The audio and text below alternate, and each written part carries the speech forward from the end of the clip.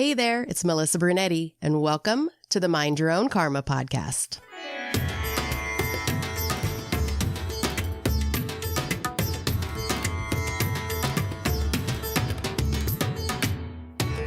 Hey there, Karma Crew. Thanks for joining me for this episode of Mind Your Own Karma Beyond the Bandage. If this particular episode caught your eye, I know you're open to the idea that healing isn't always a straight line. It can show up in unexpected forms like storytelling, creativity, and even improv. You're someone willing to explore what it really means to reclaim your power and make healing feel personal, playful, and true to you.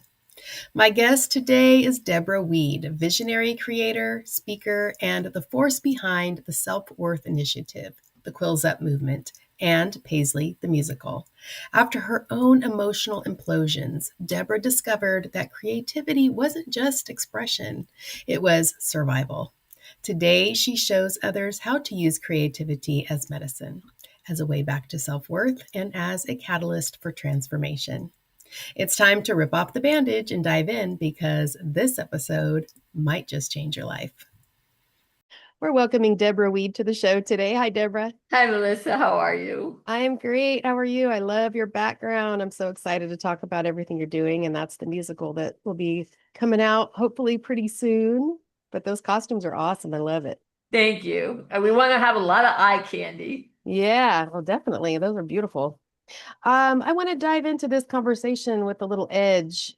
You've lived the collapse, you've lived the rebuild, and you've turned that into something really creative. So let's kind of start at the heart of that.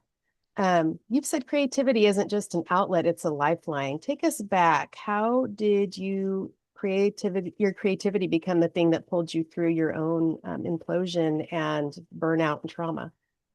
Well, for me, it was being misdiagnosed.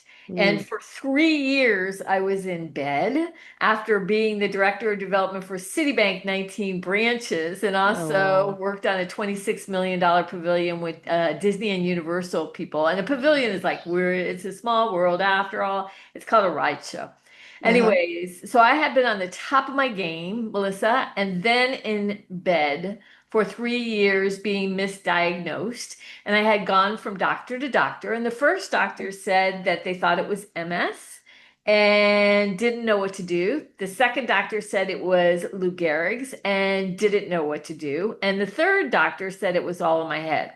So when you have all these doctors saying different things, and now you went from having a voice, being creative and dynamic, but I was corporate and yet I had a big heart. So that was the misalignment there, I think.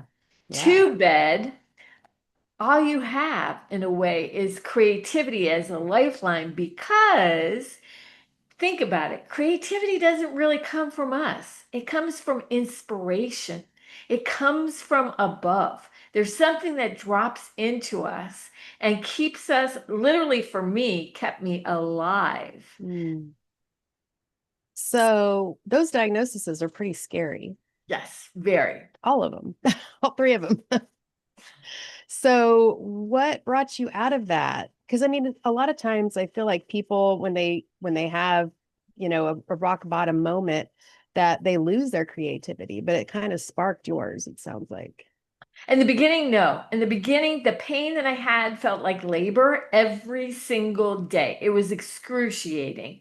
And I was so tired, I couldn't get out of bed. But when you're in bed for a long time and there's nothing that you can do, I couldn't have self-esteem that I had before. I had to work on self-worth, which are two different things. It was actually a penny, a 1943 pure copper penny, that helped me get through to the other side. Wow. And now you're going to tell us that story. Yeah, I have to know why. I have to know how that happened. Because since I was 16, I used to produce shows, and I used to love producing shows.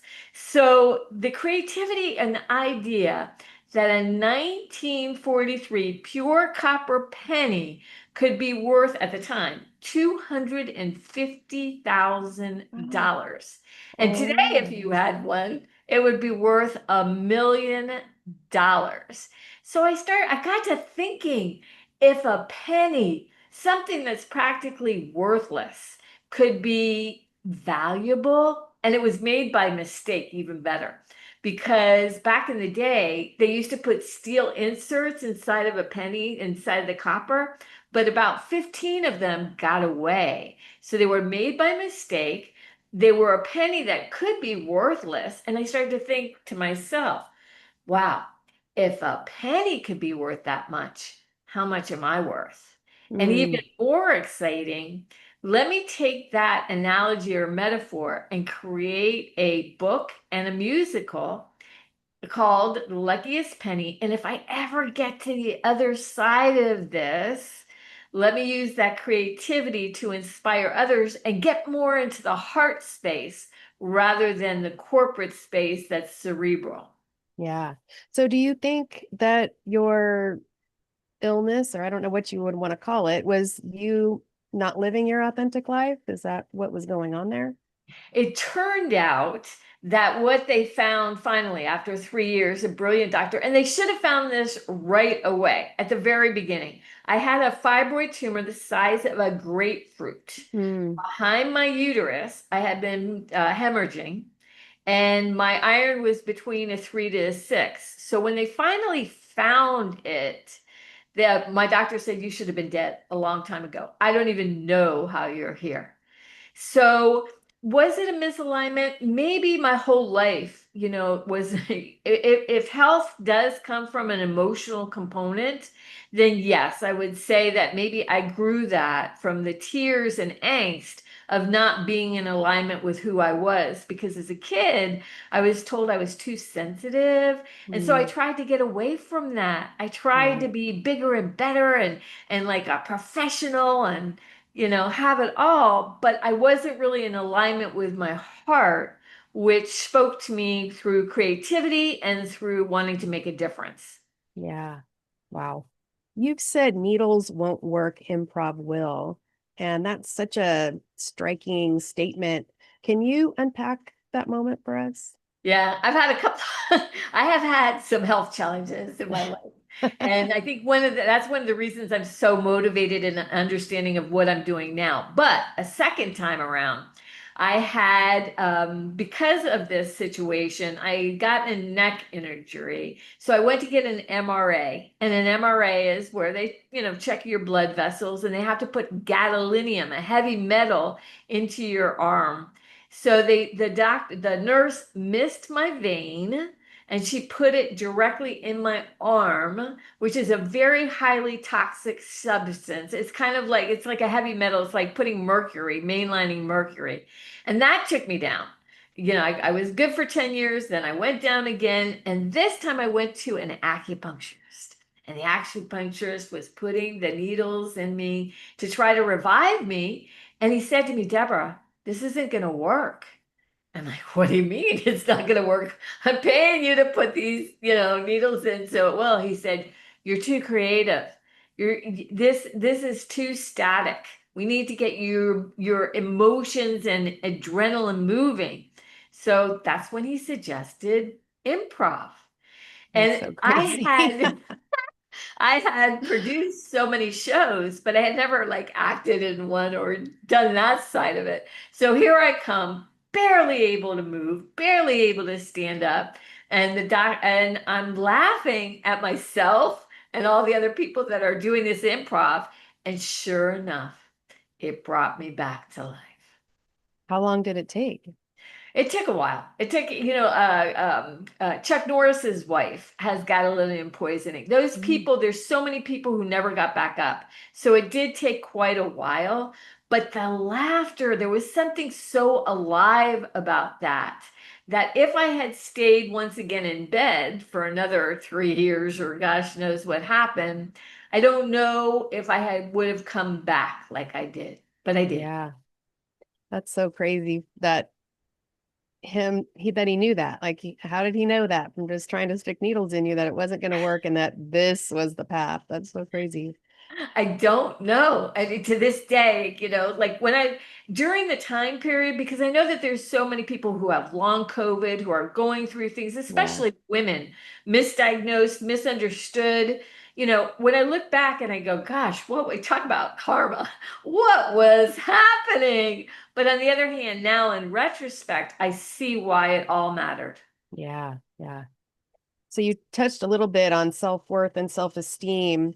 And a lot of times people can interchange those words and think the definition's the same, but you draw kind of a line between those. Can you define the difference? There's a huge difference. And most of us kind of put the two together. It's sort of like self-esteem, self-worth, it's the same. For self-esteem, it's what we do, Melissa. It's if I do a great job with this podcast, man, my self-esteem will be high, right? I'll feel really good about myself. But what I learned the hard way is that when you're not doing anything for whatever reason, either you're going through something hard in your life, you're grieving, you lost In your bed job, sick. something, it got sick, in my instance, 3 times, then it's like, where do you get that self-esteem? But self-worth, we determine that. Hmm. Nobody else does. But here's the kicker when we're little kids, right? A lot of times the input we're getting is that we're not good enough, whether it be from parents, whether it be from a teacher, whether it be from our peers. So we're hearing that a lot. And it's really sometimes you almost have to override what you've already learned to claim your self-worth. And even though I'm a grandma, I'm still working on that. I think I will for the rest of my life, but I've gotten so much closer understanding the difference. Yeah. I never thought about it before. I was interested to hear what your definition was because I probably made that same mistake many times. So makes total sense. Yeah, that makes total sense. So when someone's been crushed by rejection, betrayal, trauma, like I said, creativity can feel impossible. What are the biggest blocks that you see, and what's really hiding underneath those blocks for people? Well, I'm going to go to something that my father gave me that I think will be so important to everybody. He told me that the quasi emotion that stops people every single time. Well, actually, Melissa, what do you think it is? I'm gonna say self-doubt. I don't know. Self-doubt is good. Fear is what most people pick, but what he suggested was disappointment. And here's Uh, why. He said that when you are excited, you've got all the adrenaline and endorphins and everything going on in your body, right? Because we're like a chemical factory. yeah. So you're excited and you try, and then you hit an obstacle. Maybe you get sick, or maybe anything could happen, and you get disappointed. What's really happening is all those feel good chemicals are being depleted from your body. And you don't know it. You can't put your finger on it. You might say, oh, I don't want to fail, or I'm fearful. But what's really happening is you're losing all those feel good chemicals. But with all the positive thinking and all your friends saying, just go for it anyways, you try again. And then you try again and you give it your all, and guess what happens? You hit another wall. And when you hit another wall, that all those feel good chemicals leave you until, and this is what he said to me, until you flatline and never try again. Mm, Why? Because subconsciously you do not like the feeling of all those good chemicals being depleted. You'll call it everything in the book. But what's really happening is that you don't want you don't want to ever experience it again. And I'm like, mhm. well, Dad, that's really hard. If that's the truth, then what do we do? And he Yeah. said, that's why fake it till you make it is so important. That's what that really means. You have to override the chemical reaction that's in your body because you're that passionate about what you're doing. And Yeah. know that it's the journey, not really, the accolades or the self-esteem that's going to get you there. So that's one. So do you have any tips and tricks to get those endorphins rolling through the body, Yeah, I think even the when you best don't way, feel like it. you know what? I think the best way is like he's given me so much fodder and so much wisdom. He was kind of like Yoda. But he said that whatever you did as a kid, whatever you loved doing as a kid is what you should be doing now.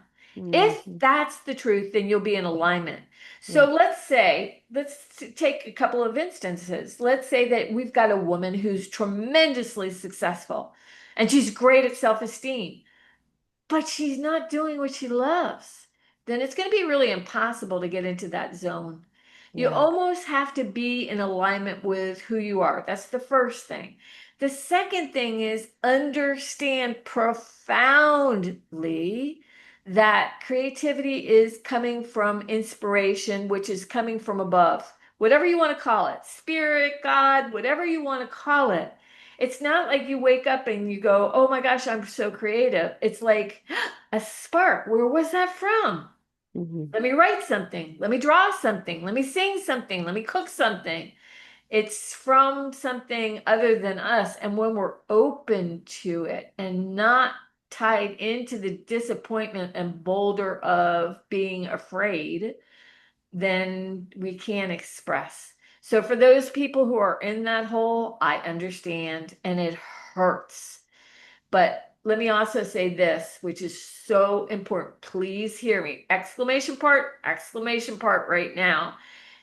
I'd rather fail than regret. And let me Mhm. tell you why. When you fail, you're still getting your hands dirty, right? You're still using your body. You're still doing something. You're giving that effort. And if, let's say, you were planting seeds in the soil, you might get a surprise flower. It might be amazing. But with regret, you don't plant a thing Yeah. because you're afraid to try, because you don't want to fail or get disappointed. So another thing that your listeners or can really grab onto is go back to what you love and just try it on. There's Yeah. no shame in failure, but you don't want to live your life and get to the end of it in regret. Yeah. 100%. You have something called the Quills Up movement that urges people to take their quills back. I really love that imagery there. What does it mean to you personally, and how can someone listening today begin rewriting their own story? Well, one of the stories that I wrote is Paisley's Last Quill. And it's about a little porcupine who dreams of being an animal fashion designer.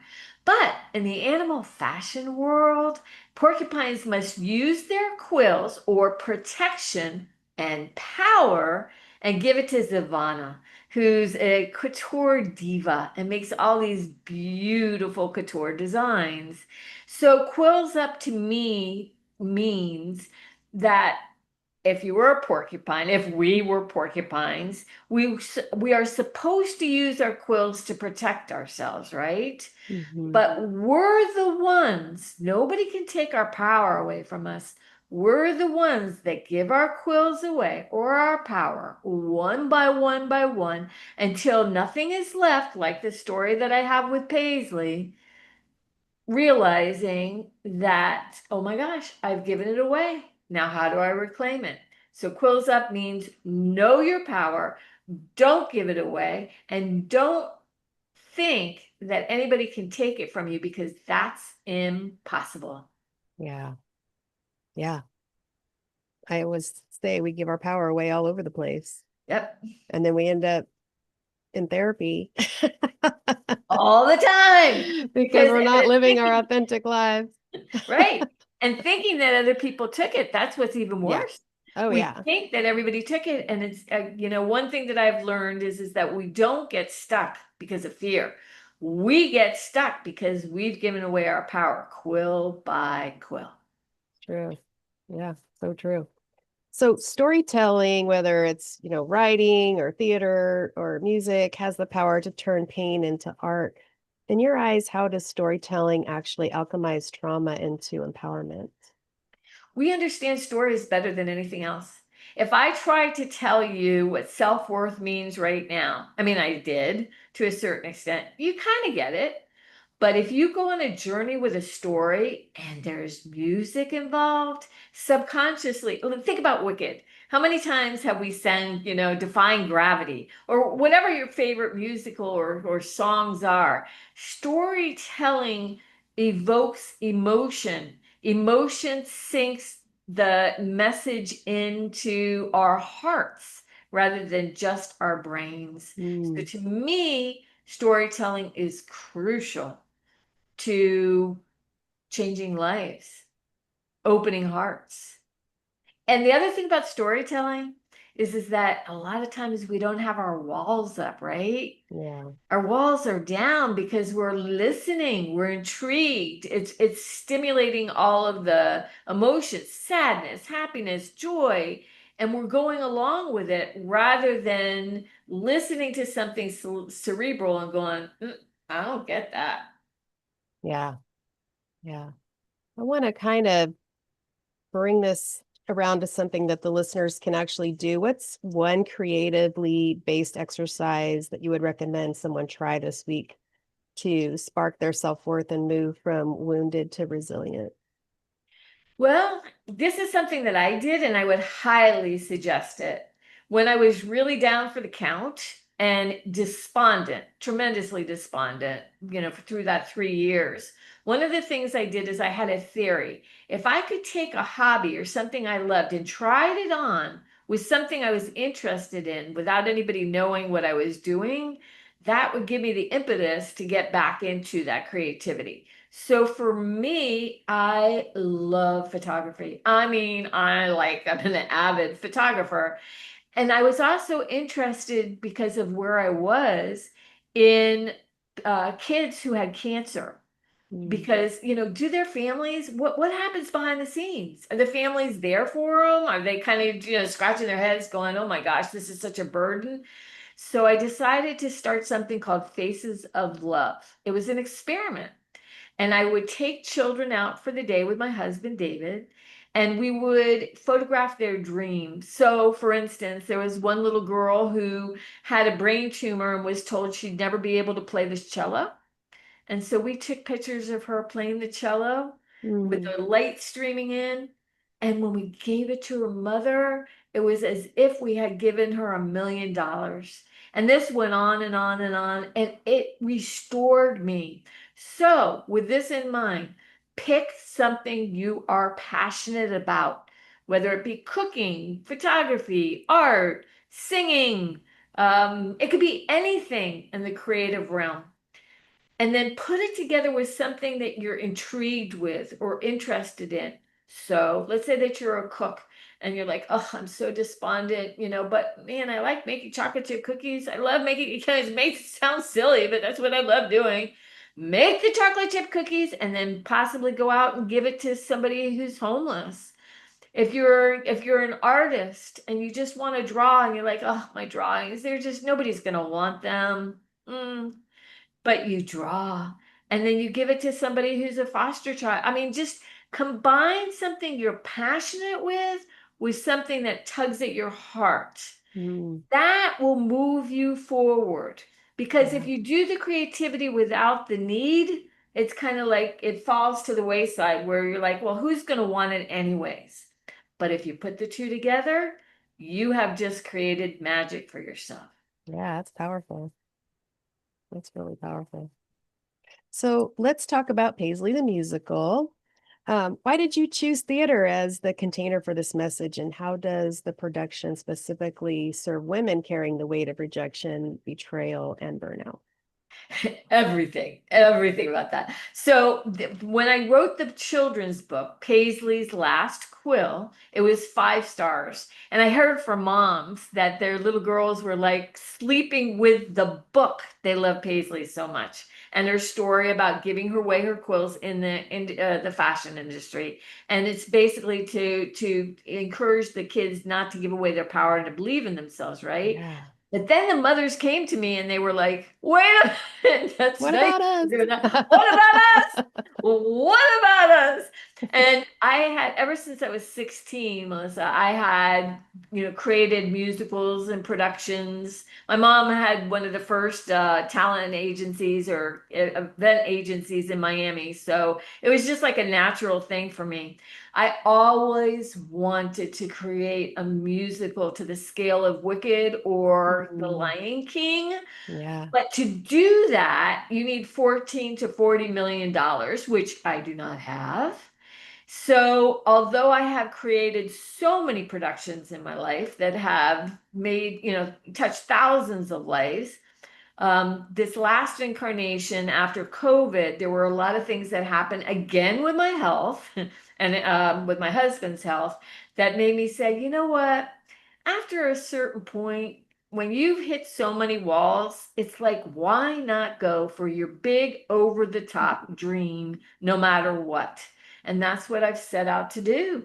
I have Yeah. taken the storyline, which I had always imagined would be in a masterful musical, because it's about Paisley giving away her quills until she's down to one and then reclaiming her power. And I think that this will be an anthem for women everywhere who have given their power away, who are, despondent for whatever reason and need a backbone, needs to watch the whole giving away, reclaiming storyline that will instill in them, oh my gosh, I still can do this.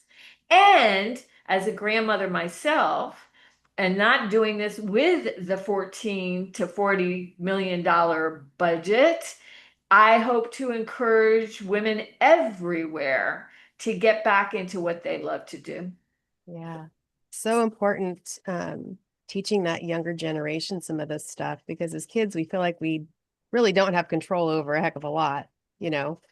But we do have control over what we give away, the power that we give away. And so that is just so important. I'm always talking to my guests about that. I mean, that's what's missing in parenting today is those type of teaching. So I just love that idea. Creativity alone isn't the whole story, though. Where does mindset come in play in this, and how do you see the two weaving together to build real resilience?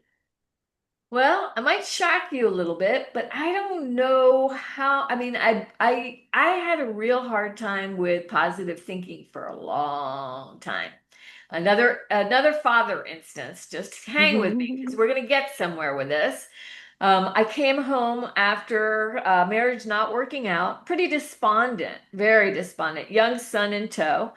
And I tried, and this was a long time ago. I tried the positive thinking.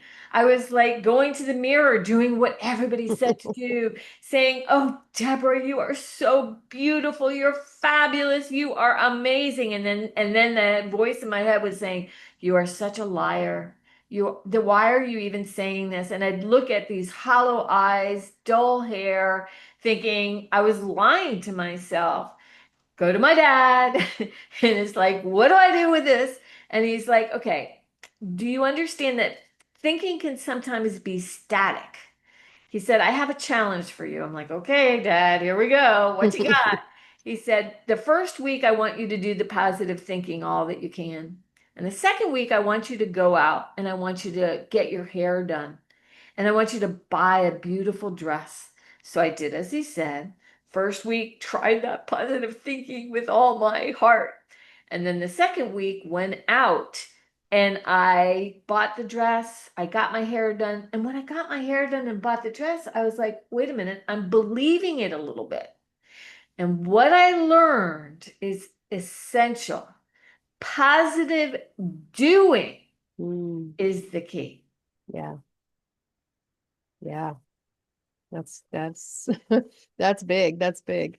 Because I mean, that is a huge thing that people have bought into is the positive thinking thing, and then you feel like you're a failure. Like, what am I doing Yeah, wrong? Like, right? I'm thinking all wrong. But you got to remember, like thinking is I mean, of course, thinking is amazing. And if you can do, but a lot of people have been tremendously successful at positive thinking. And I do think after you get it's almost like a car.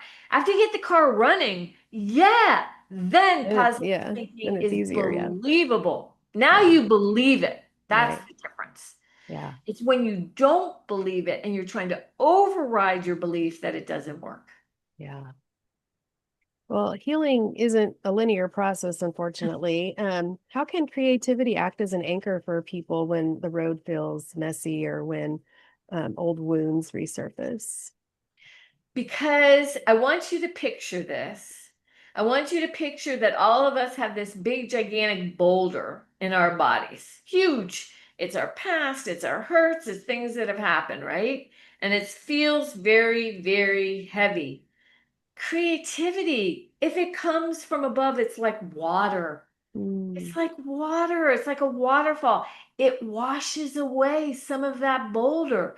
Now, not fast. It's not like a right. fast, you don't get Yeah. creative and then all of a sudden. In fact, most people don't want to be creative when they're down because Hmm. they feel so despondent. It's like, why try anymore? That boulder has like taken him down to the ground.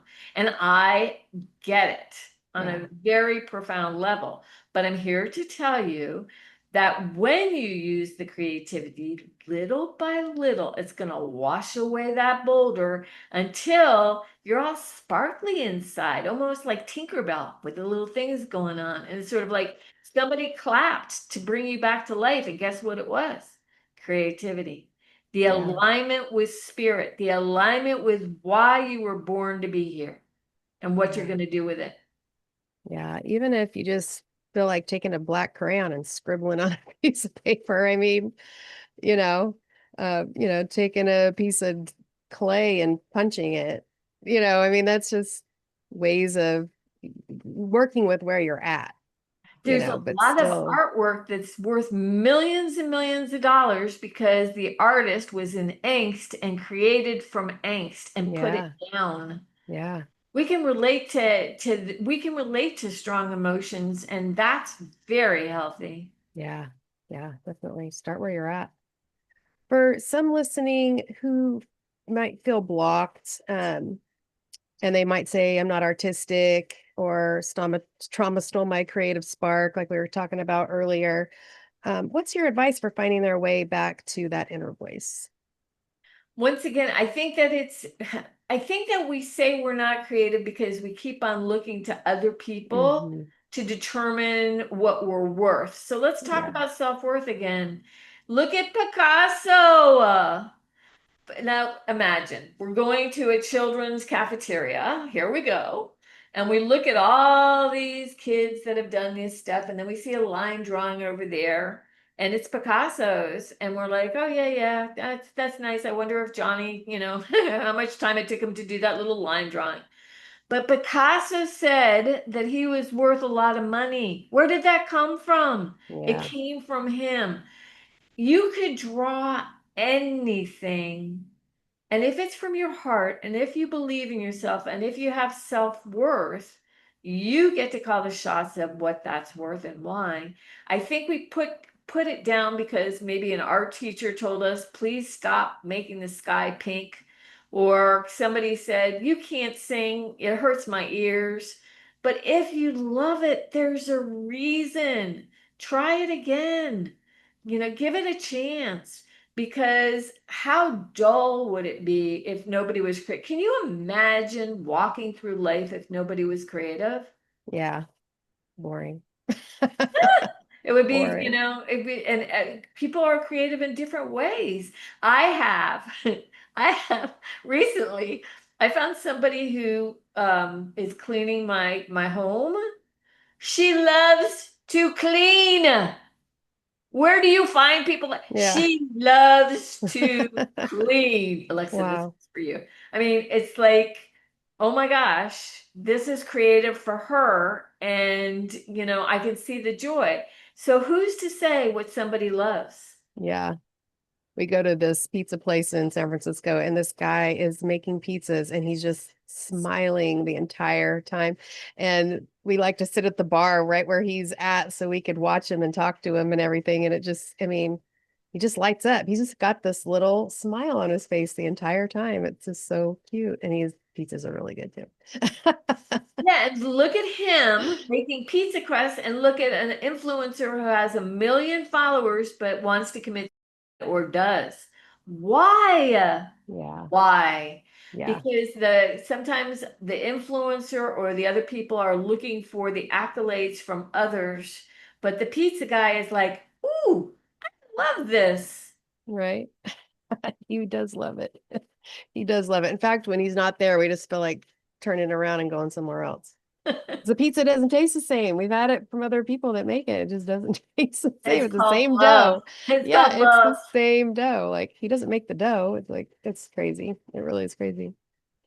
And finally, for listeners who feel lit up by your message, how can they join you? Whether through the Self-Worth Initiative, Quills Up, Paisley's Musical, where's the best place to find you? I would definitely say to go to Paisley'sFashionForest.com.